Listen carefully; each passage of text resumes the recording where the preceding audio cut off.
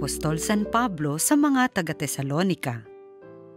Mula kina Pablo, Silas at Timoteo sa simbahan sa Tesalonika, mga hinirang ng Diyos Ama at ng Panginoong Hesukristo, sumainyo nawa ang pagpapala at kapayapaan. Lagi kaming nagpapasalamat sa Diyos dahil sa inyo at tuwin ay isinasama namin kayo sa aming dalangin. Ginugunita namin sa harapan ng ating Diyos at Ama ang inyong mga gawang bunga ng pananampalataya, ang inyong mga pagpapagal na udyok ng pag-ibig at ang matibay ninyong pag-asa sa Panginoong Hesukristo. Nalalaman namin, mga kapatid, na kayo'y hinirang ng Diyos na nagmamahal sa inyo. Ang mabuting balita na lubos naming pinaniniwalaan ay ipinahayag namin sa inyo, hindi sa salita lamang. Ito'y may kapangyarihan at patotoo ng Espiritu Santo. Nakita ninyo kung paano kami namuhay sa inyong piling. Ito'y ginawa namin para sa inyong kabutihan, sapagkat hindi lamang ang salita ng Panginoon ang lumalaganap sa Macedonia at Akaya sa pamamagitan ninyo. Pati ang balita tungkol sa inyong pananampalataya ay kumalat sa lahat ng dako. Ano pat hindi na kailangang magsalita pa kami tungkol dito. Sila na ang nagbabalita kung paano ninyo kami tinanggap. Sila rin ang nagsabing tinalikdan na ninyo ang pagsamba sa mga Diyos-Diyosan upang maglingkod sa tunay at buhay na Diyos at maghintay sa kanyang anak na si Jesus. Siya ang muling binuhay na magbabalik mula sa langit at magliligtas sa atin sa darating na poot ng Diyos. Ang salita ng Diyos. Salamat sa Diyos. Panginooy nagagalak sa hirang niyang mga anak. Ang Panginooy purihin, awitan ng bagong awit, purihin sa pagtitipon ng tapat sa pananalig. Magalak ka, O Israel, dahilan sa manlilikha, dahilan sa iyong hari, ikaw Sion ay matuwa. Panginooy nagagalak sa hirang niyang mga anak. Purihin sa pagsasayaw, purihin ang kanyang ngalan, alpat tambol ay tugtugin at siya ay papurihan. Panginooy nagagalak sa kanyang mga hirang, sa nangagpapakumbabay tagumpay ang ibibigay. Panginooy nagagalak sa hirang niyang mga anak. Sa tagumpay na natamo, magalak ang mga hirang. Sa kanilang pagpipista ay magsaya't mag-awitan. Sa pagpuri sa Panginoon ay bayaang magsigawan. Ang tatanggap ng tagumpay ay ang kanyang mga hirang. Panginooy nagagalak sa hirang niyang mga anak. Ang mabuting balita ng Panginoon ayon kay San Mateo. Noong panahong iyon, sinabi ni Jesus, sa aba ninyo, mga eskriba at mga pariseyo, mga mapagpaimbabaw, hinahadlangan ninyo ang mga tao upang hindi sila mapagharian ng Diyos. Ayaw na ninyong pasakop sa paghahari ng Diyos, hinahadlangan pa ninyo ang ibig pasakop. Sa aba ninyo, mga eskriba at mga pariseyo, mga mapagpaimbabaw, inuubos ninyo ang kabuhayan ng mga babaeng balo at ang sinasangkalan ninyo'y ang pagdarasal ng mahaba, dahil dito'y lalo pang bibigat ang parusa sa inyo. Sa aba ninyo, mga eskriba at mga pariseyo, mga mapagpaimbabaw, nilalakbay ninyo ang karagatan at ginagalugad ang buong daigdig, makahikayat lamang kayo ng kahit isang hentil sa pananampalatayang Hudyo, at kung mahikayat na'y ginagawa ninyong masahol pa kaysa inyo, kaya't nagiging ibayo ang dahilan para siya'y parusahan sa impyerno. Sa aba ninyo, mga bulag na taga-akay, itinuturo ninyo na kung ipanumpa ninuman ang templo, ngunit kung ang ipanumpa ay ang ginto ng templo, dapat niyang tuparin ang kanyang sumpa. Mga bulag, mga hangal, alin ang mas mahalaga, ang ginto o ang templong nagpapabanal sa ginto? Sinasabi rin ninyo na kung ipanumpa ninyo ang dambana, walang anuman ito. Ngunit kung ang ipanumpa ay ang handog na nasa dambana, dapat niyang tupdin ang kanyang sumpa.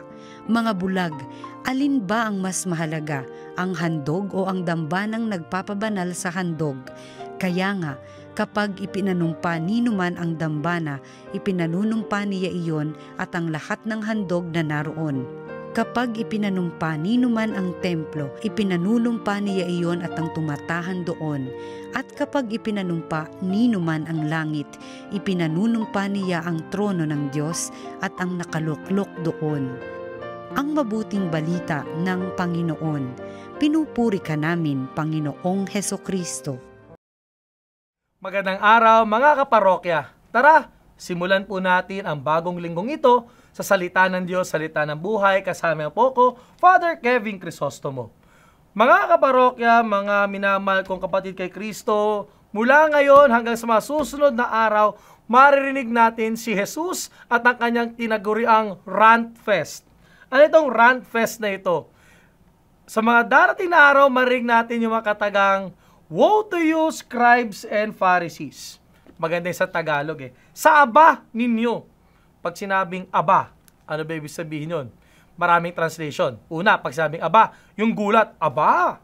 Diba? Siyempre, kasi nakakagulat naman talaga yung ugali ng mga Eskriba at Pariseo na pagninilayan natin mamaya. Pero pag sabi ding aba, hindi ba pag sinabing aba, kasama dito yung mga mahirap at madukha? Bakit sa aba ninyo? Kasi nakakaawa yung sitwasyon ng mga Eskriba at mga Pariseo. Tinawag niya silang mga hypocrite. Sa Tagalog, ang ginamit na translation ay mapag-imbabaw. Balikan natin ibig sabihin ng hypocrite, hypocritos. Ito po yung maskara na sinusuot. Noong unang panahon po kasi, hindi naman po kailangang magaling talagang umarte. No? Ang importante lang, marunong kang magdala ng maskara bilang artista. Hindi rin kailangan yung gwapo o maganda. Kailangan marunong ka lang gawin yung iyong role. Kaya siya sabi, yung mga hypocrite, dapat ginagawa nila yung role nila. Kaya lang po minsan, umamin na rin tayo minsan po may gumagawa na role pero OA, overacting. Ito po yung tinutuligsa ni Jesus. At tinitingnan ni Jesus sa mga Pariseo at Eskriba. May maskara sila bilang mga tagapagturo ng batas, pero minsan OA. Kasi masyadong naka-focus sa mga bagay na hindi mahalaga at sa kasamaang palad na sasakripisyo, yung mga tunay na may halaga dapat. At pag ninilayan natin salitang woe, W-O-E, ano ba itong mga medyo napa-OA sila, napa-overacting sila, na siguro may mga bagay na hindi nabigyan ng tamang atensyon at pansin. W-O-E, madaling tandaan. W is weight. Yung bigat ng responsibilidad. Madalas ay inaatang nila sa ibang tao, pero hindi sa kanilang sarili.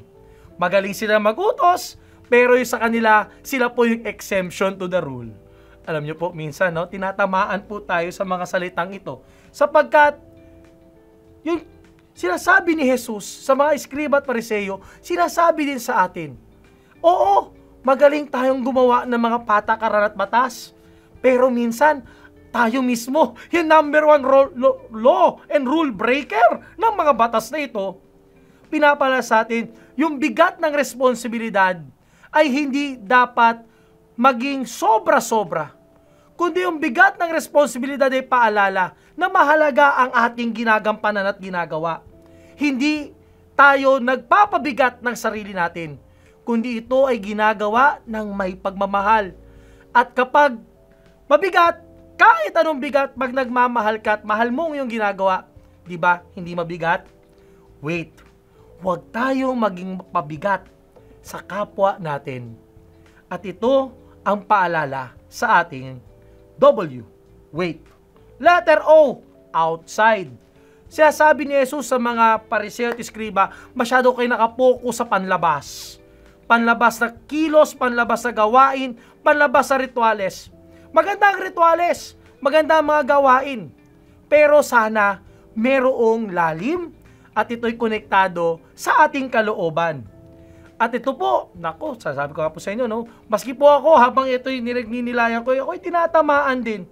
Pag sinabing outside, hindi lang yung panlabas, pero minsan po, tinatrato din po natin kapwa natin bilang outsider. Nakakalungkot po. Lalo na po, yung paanyaya sa atin ng synodality, lahat tayo magkakasama Pero meron pa po bang mga hindi natin sinasali sa ating paglalakbay? Sino po yung mga naka-outside pa? At sino po minsan yung mga ayaw nating papasukin sa loob? Outside. Hindi lang yung panlabas, kundi baka meron tayong tinataboy palabas. Pinapalala ng Panginoon sa mga eskriba at pariseyo, papasukin ang bawat isa. Which brings us to the third letter, letter E, example. Tinitingala ang mga eskriba at pariseyo sa kanilang mabuting halimbawa. Pero yun nga po, nagiging mababaw ang halimbawa kung ito po ay disconnected, ika nga. Ito yung sinasabi nating walk the talk and practice what you preach. No? Naku po, sabi ko po sa inyo, kahit ako po for sure, kahit may mga kaibigan natin, mga pare na nagninilay kasama natin ngayon, sana'y tinatamaan din tayo dito sa ating mga pinagninilayan, no? Kasi po, sa totoo lang po, mahirap po na magsalita, pero mas mahirap po ang gumagawa. Alam nyo po, sabi minsan, no, mga pare, puro ay patama. Pero nyo po ba na kami po yung number 1 na dapat na unang tamaan ng aming mga ginagawa po mga reflections? Opo, kasi po, yung dapat naming sinasabi ay dapat din naming ginagawa. Nakakalungkot naman po kapag hindi nagtutugma ang salita at gawa. Lalo na po ang salita at gawa, may pinagtutugmaan. Tugma dapat ating salita at gawa sa salita at gawa ni Kristo. Kaya po yung sinasabing example sa mga pariseyo, paalala din sa atin, maging mabuting halimbawa. At ang pagiging mabuting halimbawa, kasi meron tayong halimbawang sinusundan, walang iba kundi si Jesus. Wow! W-O-E. Umamin na po tayo, there is something woeful in each of us. But the Lord looks at each of us also with hope. Hindi po ito natitigil sa kanyang kritisismo o correction, kundi may pag-asa po tayo. Sapagkat sa uli, bakit siya sabi ito ni Jesus sa kanyang mga audience kayo, ng mga eskriba at pariseyo? Kasi naniniwala po silang kaya nilang magbago. Jesus believes and Jesus hopes that each and every one of us can change for the better. Kaya tama-tama, let me pray for you and pray over you. Panginoon Kristo, maraming salamat po sa bawat araw na binibigay. Bawat araw, bawat linggo, bawat buwan, ay bagong pagkakataon na magbago.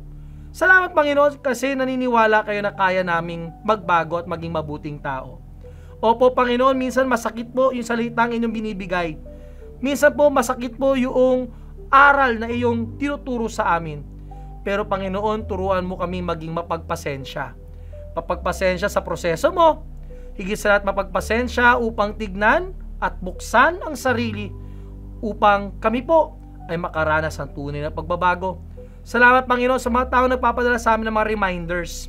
Nawa Panginoon, ang mga taong ito ay hindi namin tignan ng masama, kundi sila po ay aming pahalagahan sapagkat sila po ay nagnanais na kami ay magbago at maging malapit sa iyo.